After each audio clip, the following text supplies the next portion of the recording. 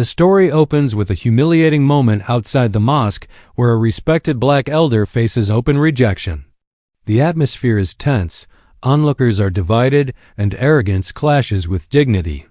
A symbolic act deepens the insult, but the elder responds with calm power, leaving everyone unsettled and hinting at something bigger to come. "We don't want people like you inside this mosque." The words cut through the cool evening air like a whip. They came from a young man standing tall at the entrance, his hand resting on the ornate brass door handle as though he alone held the keys to God's house. Around him, worshippers shifted uncomfortably, torn between silence and shock. Some lowered their eyes, pretending not to hear. Others looked directly at the black elder standing outside the gate. The mosque loomed behind the young man, its white marble glowing under the fading sunset, minarets piercing the sky. The call to prayer had ended minutes ago, and the crowd was still dispersing. It should have been a holy place of unity, yet tonight, a line had been drawn in the sand. The elder stood still. His face, lined with decades of wisdom and hardship, betrayed no anger. His beard was silver, trimmed neatly, and his robe was plain but spotless. He had walked miles with his cane, every step slow yet purposeful, to reach this place. Now on sacred ground, he was being told he did not belong. A ripple of whispers rose in the crowd. "Why is he here?" "Don't cause trouble.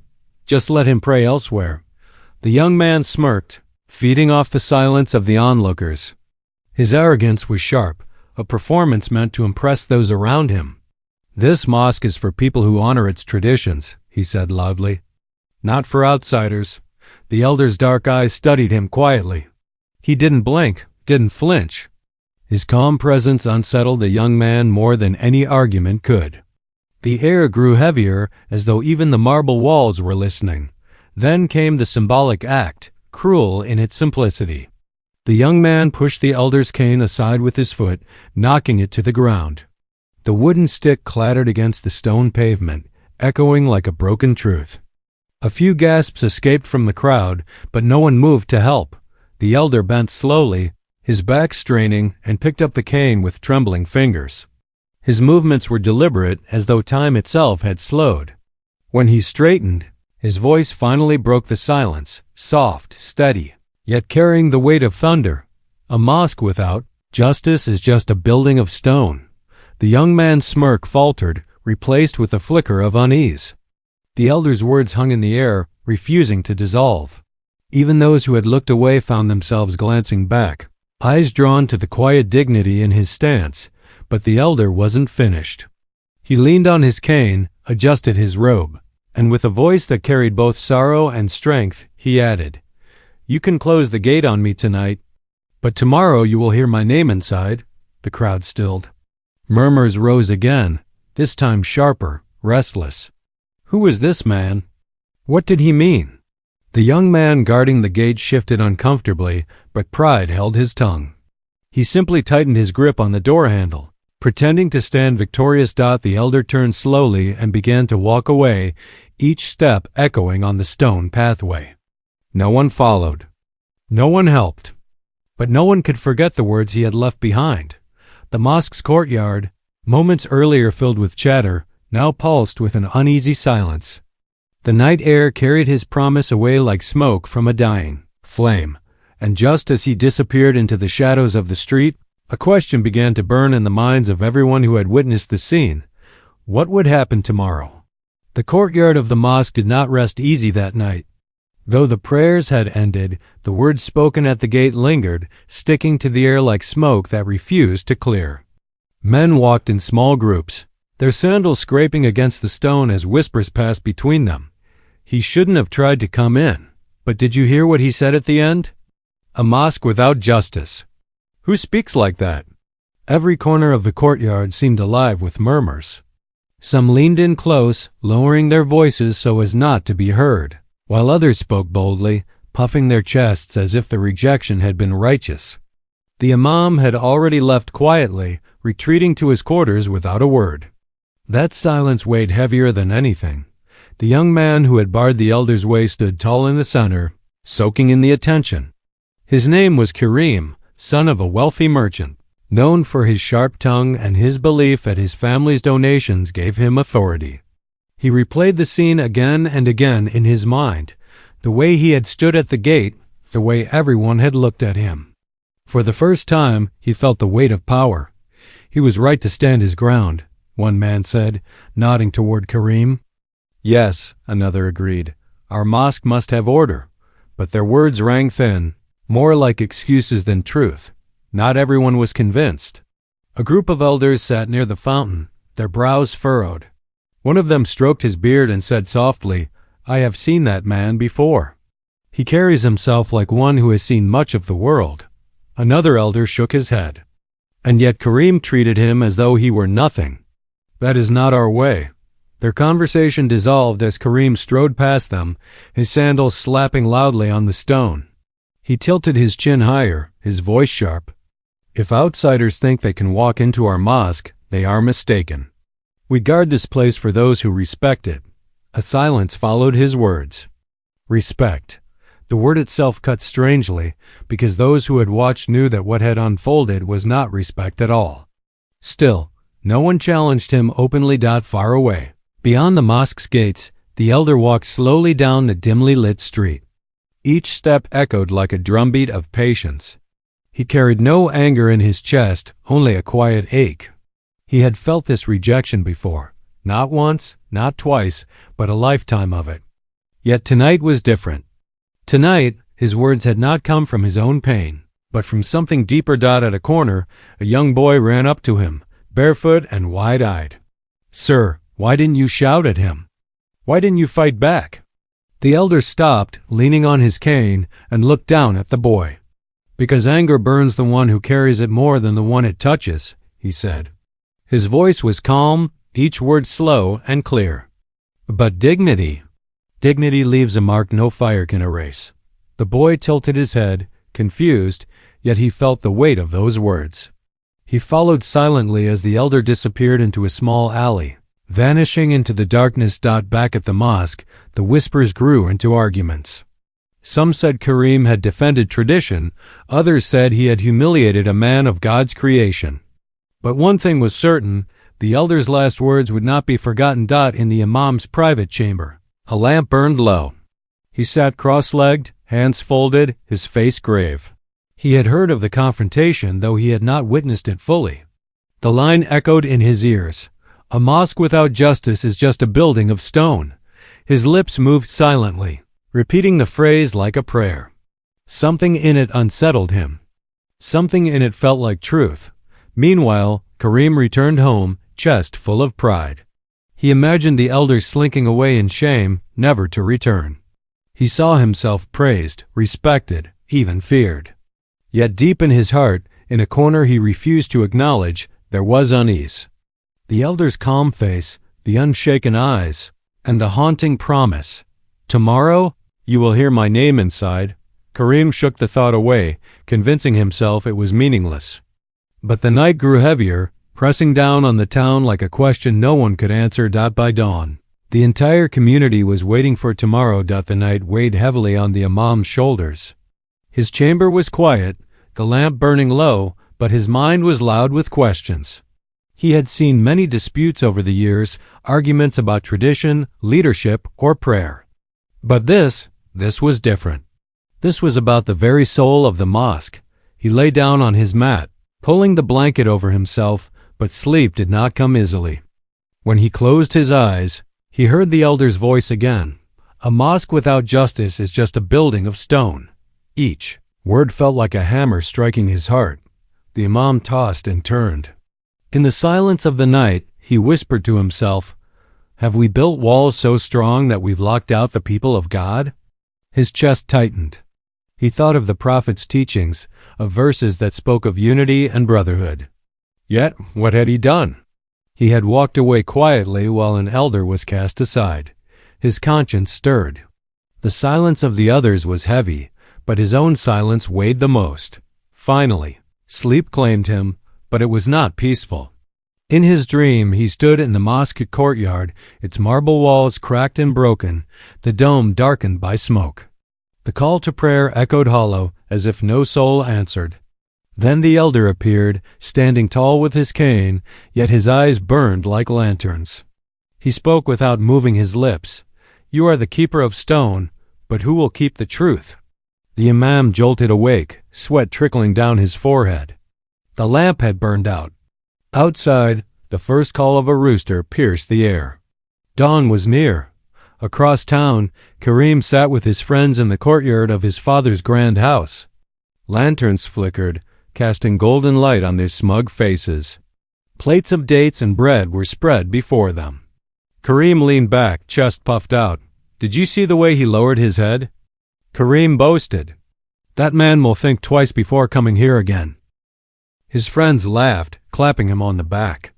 "You spoke like a leader," one of them said. "Soon, people will look to you as they look to the Imam." Karim's pride swelled. "The mosque belongs to us, to families like mine. Outsiders don't deserve a place in it." Yet beneath his words, a shadow of unease lurked. The elder's calm gaze had unsettled him more than he cared to admit. He drowned the thought with more laughter, convincing himself that power was his. Meanwhile, the elder sat in a modest room at the edge of town, the moonlight streaming through a cracked window. He rested on a simple mat, his cane beside him. His face was weary, but his heart was steady. He was not a man easily broken. A neighbor had brought him bread and tea, sitting quietly beside him. "They were cruel tonight," the neighbor whispered. The elder smiled faintly. "Cruelty is a mask for fear," he said. "Those who fear losing control shout the loudest. But what will you do tomorrow?" The neighbor asked, eyes wide with worry. The elder looked at the dark sky, stars shimmering like distant promises. "Tomorrow," he said softly, "the truth will walk into the mosque before I do." The neighbor did not understand, but he nodded, comforted by the calm in the elder's voice. As dawn crept over the horizon, the town stirred awake. Shops opened, donkeys brayed, and children chased one another through the narrow streets. Yet beneath the usual rhythm of life, an unspoken tension simmered. Everyone had heard of what happened at the mosque gate. Everyone was waiting to see what would come next. The Imam rose from his restless night, ablution water dripping from his hands as he looked into the mirror. His reflection stared back, weary eyes, furrowed brows, a man carrying more than he should. He knew the morning prayer would not be ordinary. He wrapped his turban tightly, straightened his robe, and whispered under his breath, "God, grant me courage." For the first time in years, his heart beat not for routine but for revelation. Something was coming. Something he could no longer ignore. And as the call to Fajr rose into the sky, carried on the cool morning air, every soul in the town prepared for a day that would not be forgotten. The first light of dawn spilled over the town, painting the mosque's white dome in shades of gold and pink. Worshippers moved slowly toward the gates, sandals scraping against the stone, breaths misting in the cool morning air. But beneath the quiet shuffle, a strange anticipation gripped them. Every step was heavier than usual, every glance sharper. They were not only coming for prayer this morning. They were coming for answers. Karim stood near the gate again, shoulders squared, chin lifted high. His robe was pressed, his hair slicked back with oil, his arrogance polished like a badge. He watched as men filed in, some greeting him, others avoiding his eyes. His pride swelled with every step he allowed inside. "Did you hear?" A young man whispered to another as they entered. "The elder said his name would be heard today." "Yes," the other murmured back. "But where is he now?" Karim smirked when he caught the whispers. "Let him stay hidden," he muttered under his breath. Words mean nothing without presence. Inside the mosque, the marble floor was cool under bare feet. The air smelled faintly of rosewater and incense, yet it carried a tension that no fragrance could mask. Worshippers spread their mats, some avoiding conversation, others lowering their heads to keep from meeting each other's gaze. The silence itself was louder than any chant. At the front, the Imam stood ready, but his heart was unsettled. He looked over the congregation, seeing not just faces but the weight of what had transpired the night before. His eyes lingered on Karim near the back, proud and unyielding. The Imam's chest tightened. He remembered the dream, the cracked walls, the voice of the elder. When the call to prayer began, voices rose together, echoing through the chamber. Yet even the sacred sound carried unease. For some, it was prayer. For others, it was waiting. Outside, just beyond the gates, a shadow lingered. The elder stood leaning on his cane, his robe catching the morning breeze. He did not enter. He listened. His dark eyes watched the worshippers move inside, and a faint smile touched his lips. He had not come to disrupt. He had come to remind. Back inside, when the prayer ended, the murmurs began again. Men shifted on their mats, some glancing toward the doors, expecting to see him walk in. But he never did. Instead, his absence filled the room more than his presence could have. Every man who had been at the gate last night remembered his words. "Tomorrow, you will hear my name inside." The Imam's hands trembled slightly as he lifted them in supplication at the end of prayer. His voice cracked in the silence. "May our hearts not be hardened. May our doors not close to those whom God has honored." The words startled many. Eyes turned toward him, some hopeful, some cautious. Karim shifted uneasily, his jaw tightening. "He's speaking about him," he muttered under his breath. After the prayer, the courtyard filled again. The sun was higher now, warming the marble. Groups gathered quickly, some debating, others exchanging worried looks. "Why did the Imam say that?" one man asked. "Because he knows," another whispered. "He knows last night was wrong. But what will he do? Will he confront Karim?" Karim stormed through the crowd, his voice rising. "Do not twist the Imam's words." He spoke generally, not about outsiders. "This is our mosque." But even as he shouted, doubt flickered across some faces. His certainty no longer commanded the same strength. At the far edge of the courtyard, a small boy tugged at his father's sleeve. "Baba, is the mosque only for some people?" he asked innocently. The father's face froze. He bent down, smoothing his son's hair. "No, my son," he whispered, his voice shaking. "It is for all who believe." The words spread quickly, whispered from one mouth to another until they reached the ears of those who had stood silent last night. And in their silence now, something began to shift. The Imam, watching from the steps, felt his decision pressing closer. The elder had not stepped through the door, yet his presence was everywhere, in the whispers, in the doubt, in the cracks forming in Karim's authority. The morning sun blazed brighter, and the day stretched ahead heavy with expectation. Everyone knew something was coming. The question was when and how. The afternoon sun blazed high, casting long shadows across the mosque courtyard. Merchants had closed their stalls for midday prayer, and families moved together, filling the streets with a steady hum. Yet today the buzz carried a sharper edge. A rumor had spread. The elder had returned. When the people arrived, they found him already there. He did not stand at the gate. He did not demand entry. Instead, he sat on a low stone bench just outside the mosque wall, cane resting across his lap. His posture was steady, his robe plain, his eyes lowered in thought. There was no anger in his face, no sign of bitterness. He simply waited. Children slowed their steps as they passed him, whispering to one another. "That's him," they said. "The man from last night." Their parents hushed them quickly, but their own eyes lingered with curiosity and unease. Karim saw him too. The sight hit like a stone in his chest. He had expected the elder to vanish in shame, never to show his face again. But here he was, quiet, unyielding, more present in silence than Karim could ever be in pride. Karim stormed toward him, his sandals slapping against the marble. "Why are you here again?" His voice carried through the courtyard, sharp and full of disdain. "Did you not understand? You are not welcome." The elder lifted his gaze slowly. His dark eyes met Karim's, calm and steady. He said nothing. The silence settled Karim more than any words could. Rage flared in him, demanding attention. "Answer me," he barked. Still, the elder did not speak. He simply adjusted his cane, leaned back against the wall, and remained where he was. The people began to gather. Some stood closer, pretending to arrange their sandals. Others lingered in doorways, listening. Whispers spread quickly. "Why doesn't he respond?" Look at his calmness. Kareem looks more restless than the elder. Kareem's pride twisted. He needed to reassert control. He jabbed a finger toward the gate. This is not your place. Go back to your part of town. Do not shame yourself further. At last the elder spoke.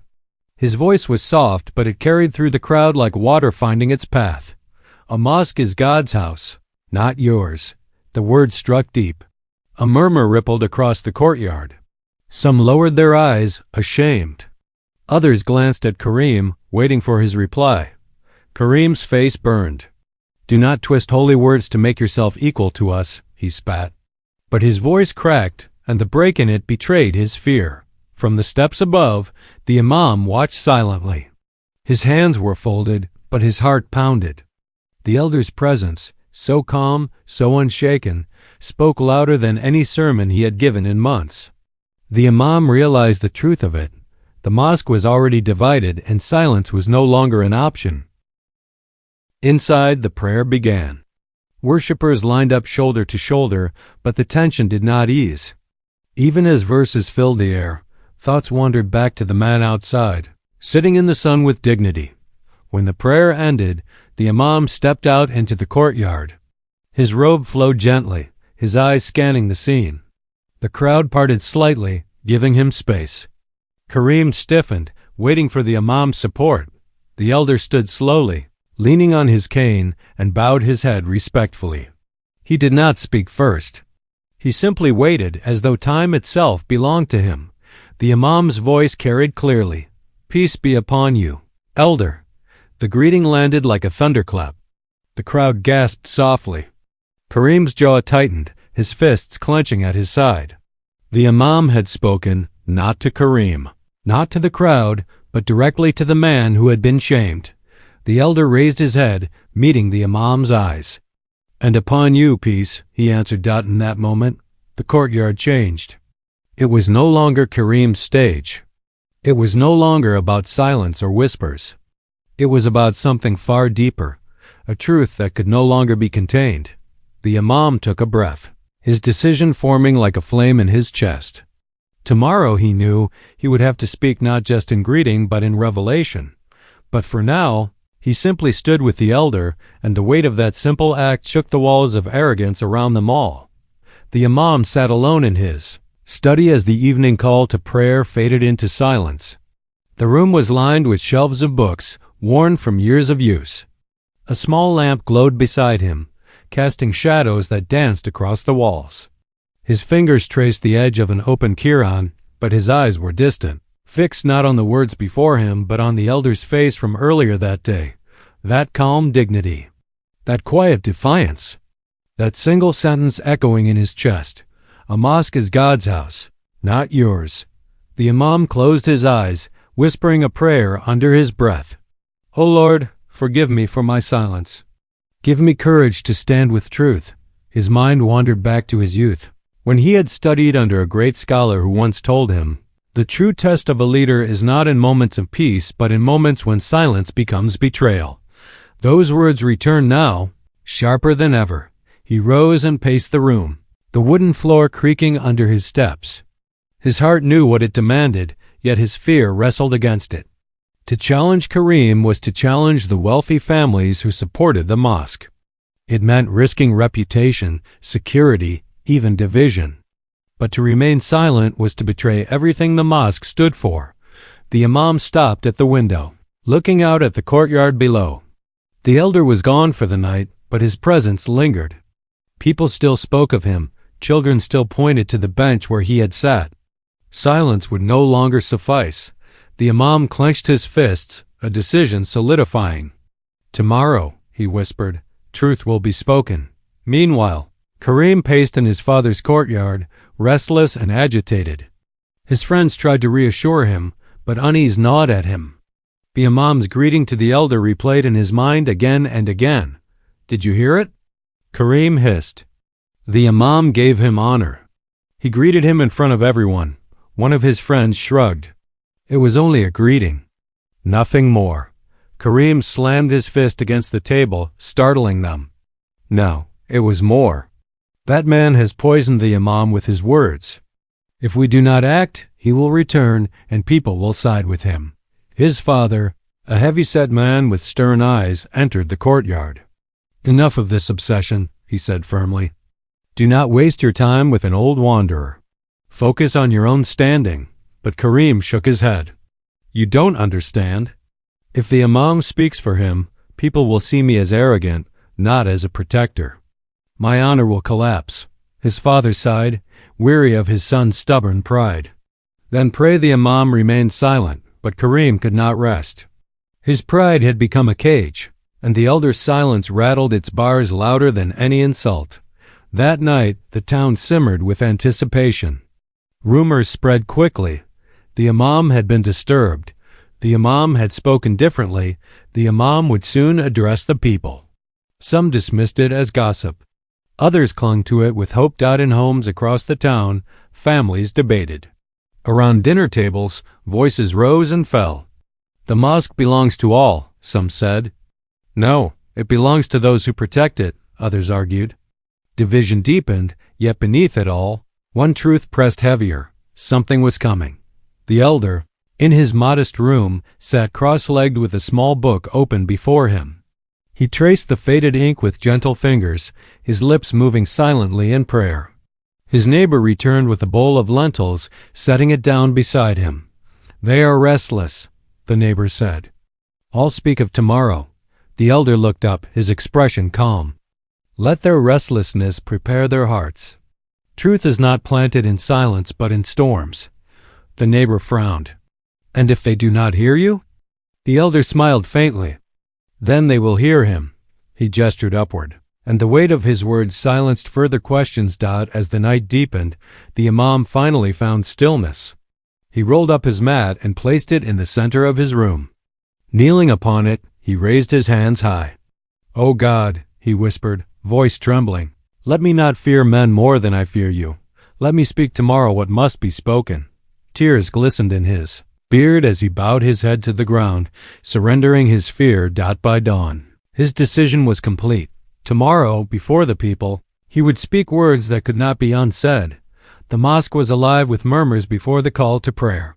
Men shuffled into rows, children clung to their fathers' hands, and women listened from behind the partition, their hearts beating fast with expectation. The air felt different, heavier, charged with something unseen. The Imam entered slowly, his white robe flowing, his face solemn yet firm.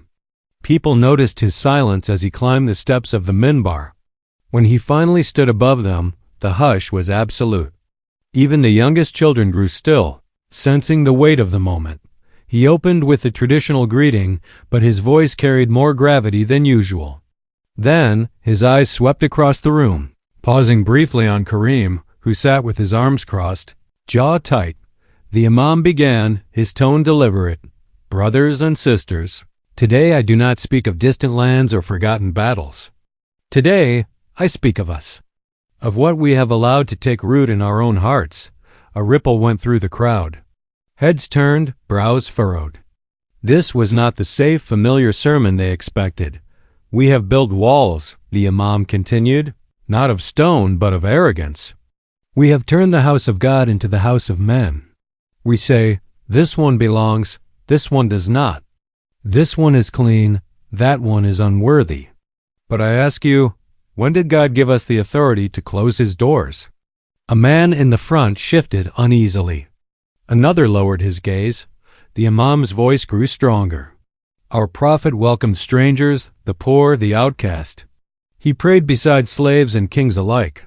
He rebuked those who thought themselves better by birth or wealth. Yet here, in this very town, we have humiliated one of our own elders. A man who asked for nothing but a place to bow his head before his Lord." Gasps filled the hall. All knew who he meant. Eyes darted toward Karim, whose face flushed red with anger. The Imam's hand tightened on the wooden railing of the minbar. "Do you not see? When we insult the humble, we insult the one who created them. When we close the mosque's door to the poor, we close it to ourselves. Do you think God needs our carpets and chandeliers? No. He needs our sincerity, our justice, our compassion." The elder's neighbor, sitting in the back, felt tears fill his eyes. A farmer clenched his hands, ashamed of the laughter he had joined in days ago. Even children understood the weight of the words, whispering to one another. Karim rose abruptly, unable to contain himself. "This is blasphemy," he shouted. His voice cracked, but his pride gave it force. "You dishonor me in front of my people." The Imam's gaze locked with his. Calm, steady, unwavering. "It is not you I dishonor," he said softly. "It is pride I expose. Pride has no throne in the house of God." A murmur swept through the mosque. Some nodded, emboldened. Others looked away, afraid to be seen choosing sides. The Imam continued, his voice resonating like a drum. "Brothers and sisters, the measure of faith is not in how loudly we recite, but how gently we treat those weaker than us. If we cannot honor the elder among us, we have failed the most basic test of our religion." He raised his hands. "Repent before it is too late. Repent from arrogance, from cruelty, from mocking the weak.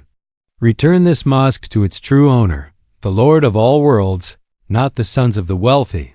The silence that followed was deafening. Some wept openly.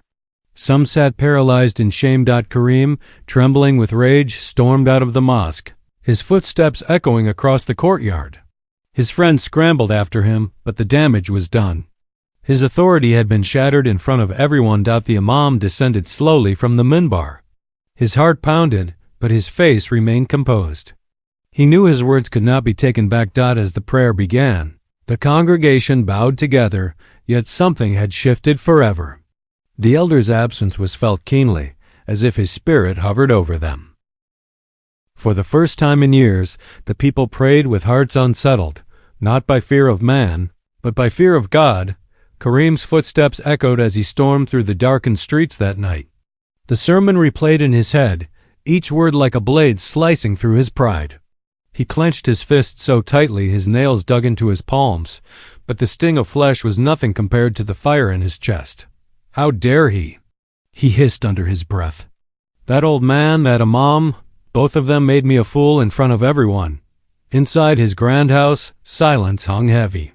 His wife peeked from the doorway, sensing his fury but saying nothing. She knew better than to question him when his face burned red with humiliation.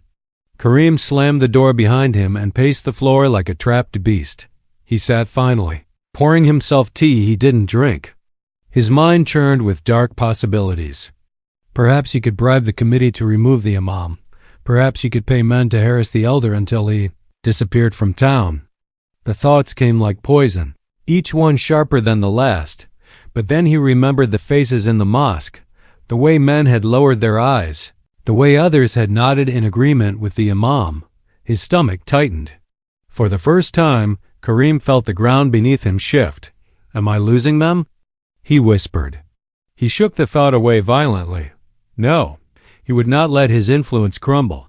The next day, Karim gathered a few of his closest allies in the back of his shop. Men who owed him favors, men who respected his wealth. They sat in uneasy silence as Karim leaned forward, his voice low and venomous. "The Imam has betrayed us," he said. "He used the pulpit to shame his own brothers. And all for what? To defend a man who should have stayed in the shadows." One man shifted uncomfortably. But Karim, the elder, did nothing wrong. He only wanted to pray. Karim's hand slammed against the table, rattling the teacups. "Wrong? He embarrassed us by daring to sit among us as if he were equal. That Imam filled your heads with lies. If we don't act, this town will forget who built it, who holds it together." His words carried force, but not the confidence they once had. Doubt lingered in the room. Still, two of the men nodded, unwilling to oppose him openly. Karim leaned back, eyes narrowing. "Spread word that the elder disrespected the mosque. Say he insulted our traditions. Make him an outcast. And as for the Imam, we will see how long the committee tolerates his rebellion." The men exchanged glances, hesitant but trapped by Karim's influence. They agreed, though their voices lacked conviction. Meanwhile, in the market square, whispers began to swirl. Women carrying baskets spoke in hushed tones. "Did you hear the Imam's words? He was brave." Another nodded. "I felt ashamed." We've all watched Kareem mock that poor man, and we stayed silent. The tide of opinion was shifting, slow but undeniable. People who once feared Kareem's temper now felt a different fear, the fear of being complicit. At the edge of town, the elder sat quietly beneath a tree, his prayer beads slipping through his fingers. He had heard of the sermon, though he had not been there. His eyes glistened as he whispered, "Alhamdulillah. Truth does not need me to speak. It speaks on its own." That night, Kareem tossed in his bed, sleep elusive. Every creak of the house made him jolt awake. In his dreams, he saw himself standing in the mosque, alone, while the people turned their backs on him. His wife finally spoke in the darkness. "Kareem, maybe let it go. The Imam is respected. The elder is harmless. Why fight shadows?" Kareem turned on her, his eyes blazing. "Because shadows grow into monsters if you ignore them." His voice cracked. He looked away, ashamed of his own desperation. He rose, standing by the window, watching the moonlight on the rooftops. The town was sleeping, but to Kareem it felt like a jury waiting to deliver its verdict. "No," he whispered to himself, gripping the curtain tightly. "I will not be forgotten. I will not be replaced." But in the silence of that night, for the first time in his life, Kareem felt the edges of his power begin to crumble. The following week, Kareem's poison spread like smoke through the town. In tea houses, in shops, in whispered conversations after prayers, rumors multiplied. They say the elder insulted the mosque. They say he disrespected the traditions. They say he isn't even a real believer. The words echoed, repeated by men too timid to challenge Kareem, by women too cautious to defy him. But the more they spread, the more hollow they sounded. A doubt clung to them, like smoke without fire. Children who once laughed cruelly at the elder now lowered their eyes in shame when they passed him. The man never raised his voice, never defended himself.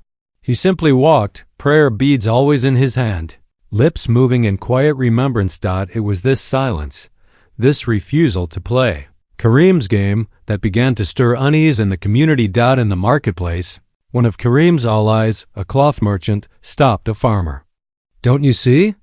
That old man brings shame. He is not one of us." The farmer, who had listened silently to the Imam's sermon, finally spoke. His voice was calm but cutting. "If he is not one of us, then who are we? Are we the people who turn strangers away from God? Or are we the people who welcome them?" The merchant faltered, the certainty in his voice crumbling. Others overheard. The rumor lost some of its poison. Meanwhile, the Imam observed everything quietly. He knew Kareem was plotting against him, perhaps even preparing to push him out of his role. Yet he did not confront him directly. Instead, he doubled his visits to the poor, the widows, and the orphans. He prayed in their humble homes, ate their simple bread, listened to their stories. With each act, the people's hearts turned further from Kareem's shadow. One evening, the Imam found the elder sitting beneath a lantern outside the mosque gates. The man's skin was weathered, his eyes deep with unspoken stories. For the first time, the Imam sat beside him, breaking the silence. "My brother," he said gently, "I have defended you, yet I do not know your full story. Tell me, who are you truly?" The elder smiled faintly, his voice soft, almost like a prayer. "I am no one, Imam, just a servant of God, a man who has seen much of the world and carries the scars of it." The Imam pressed gently. "And yet, you carry yourself with dignity that even kings lack." The people must know the truth before Kareem's lies choke their hearts. The elder looked at him, his eyes glistening in the lamplight. "There is a time for truth. When it comes, hearts will be forced to choose. But truth must never be revealed in anger, only in justice." The Imam nodded, understanding. He placed his hand on the elder's shoulder. "Then may God make that time soon." But Kareem was not patient. His anger boiled over. The next Friday, he stood outside the mosque before the call to prayer, his voice booming. "Brothers, sisters, will you let a stranger corrupt the sanctity of our house of worship? Will you let an Imam shame us for protecting our traditions?" Dozens gathered around him, uncertain, some nodding, some looking away. Kareem's eyes glowed with desperation. "This man," Kareem shouted, pointing toward the elder who had approached slowly, is not worthy of standing among us. He has no lineage here, no wealth, no right. Look at him, a beggar, a wanderer, a man who should kneel outside the gates. Gasps rippled through the crowd. The elder stood silently, his prayer beads still moving between his fingers. His silence was louder than Kareem's rage. Then, a voice broke the tension. A young boy, no older than 10, tugged at his father's sleeve. "Baba, didn't the prophet pray with Bilal, who was a slave? Wasn't he honored among the greatest?" The words struck like lightning. The father froze, ashamed. The crowd shifted uneasily. A murmur of agreement rose, truth from the lips of a child, cutting through lies like a blade. Kareem's face twisted. "Do not listen to children." He barked, but his voice cracked. His authority, once unquestioned, was slipping through his fingers. The Imam stepped forward then, raising his hand for silence. His voice was steady, ringing across the courtyard. "Brothers, enough. Today we will settle this, not with rumors, not with pride, but with truth." He turned toward the elder. "My brother, forgive me, but the people must know who you are." The elder's eyes closed briefly, as if in prayer. When he opened them, his voice was calm, yet it carried weight that silenced every whisper. "I am not a beggar. I am not a wanderer. I was once a teacher of Quran, a scholar who traveled far. I served in communities forgotten by the world, teaching children to read the Book of God. I buried my wife in the sands of Sudan. I buried my son in the streets of America. I came here not to seek honor, but to find a place where my bones may rest in peace." The courtyard was frozen. Men stared, ashamed. Women behind the partition wept quietly. The elder lifted his hand, his prayer beads glinting in the light. "I asked only to pray here, shoulder to shoulder with my brothers. Not because of my skin, not because of my past, but because in the eyes of God, we are nothing but servants." The silence was deafening. Kareem's mouth opened, but no words came. The ground beneath him had vanished. Then, as if on cue, the Imam's voice rose, firm and resonant. "Tomorrow, after prayer, the truth will be declared to all. This man's dignity will be restored before God and his people." The crowd broke into whispers, some nodding, some crying, some hiding their shame. The elder lowered his head, his humility unshaken even as truth began to shield him. Kareem's fist shook at his sides, but deep down he knew his lies were crumbling. Tomorrow would not bring his triumph. It would bring his reckoning. The mosque overflowed that Friday. From the courtyard to the street, people pressed against one another, drawn not only by duty but by the promise of revelation. Whispers curled through the air like smoke. What will the Imam say? Who is this elder? The elder sat quietly near the back, his prayer beads slipping through his fingers as though nothing in the world concerned him. His presence was calm, yet every heart beat faster because of him. Kareem stood near the front, his jaw set, sweat dampening the collar of his fine robe. He had not slept. His pride screamed that today he must fight for control, yet dread gnawed at his chest. The Imam ascended the minbar slowly, deliberately. His face bore no anger, only solemn determination. The hush that fell over the mosque was unlike any before. Even the birds that often perched on the roof seemed to quiet. He began with a traditional greeting, and a verse from the Quran. "Indeed, the most noble of you in the sight of Allah is the most righteous of you." His voice rang clear, reverberating in the air. Then his gaze swept across the congregation. "My brothers and sisters," he said, "today we face not just prayer, but a choice. A choice between arrogance and humility, between pride and truth. In recent days, a man among us was mocked, rejected, humiliated, not for what he did, but for what he looked like." Gasps rippled. Some lowered their heads in shame. Kareem clenched his fists. The Imam's voice grew stronger. "That man is no stranger. He is our elder. He has carried knowledge across continents. He has taught the Quran to children in villages where no teacher would go. He has buried family in foreign lands. He has lived with dignity greater than wealth could ever buy. And we dared to shut him out of the house of God?" Tears welled in the eyes of many. A murmur of regret swept through the hall. The Imam raised his hand. Today I make this clear. This mosque is not the property of the wealthy, nor of the proud, nor of those who claim lineage. It is the house of Allah, open to all who bow in sincerity. And from this day forth, this elder will not stand at the gates. He will stand beside me as an honored member of this community. The words struck like thunder. The elder bowed his head, his beads still moving in his hand, humility shielding him from pride even as honor returned. But Karim shot to his feet, his voice cracking. This is betrayal. You shame me in front of everyone. This man is no leader, no noble. He is nothing but a shadow. The Imam's eyes fixed on him, sharp as steel. No, Karim. It is you who have become a shadow. You built your authority on fear, not respect. On pride, not faith. And today, before all who stand here, I strip away that illusion. The people have seen your arrogance. They have heard your lies. And now they know the truth. The congregation turned, dozens of eyes piercing Karim. His allies shifted uncomfortably, stepping back, unwilling to share in his fall. For the first time, Karim felt utterly alone. A voice rose from the back, the farmer who had once kept silent. Enough, Karim. We followed you out of fear. But no more, another joined. The Imam speaks truth. The elder deserves honor, not mockery. One by one, voices rose. Men who had been silent.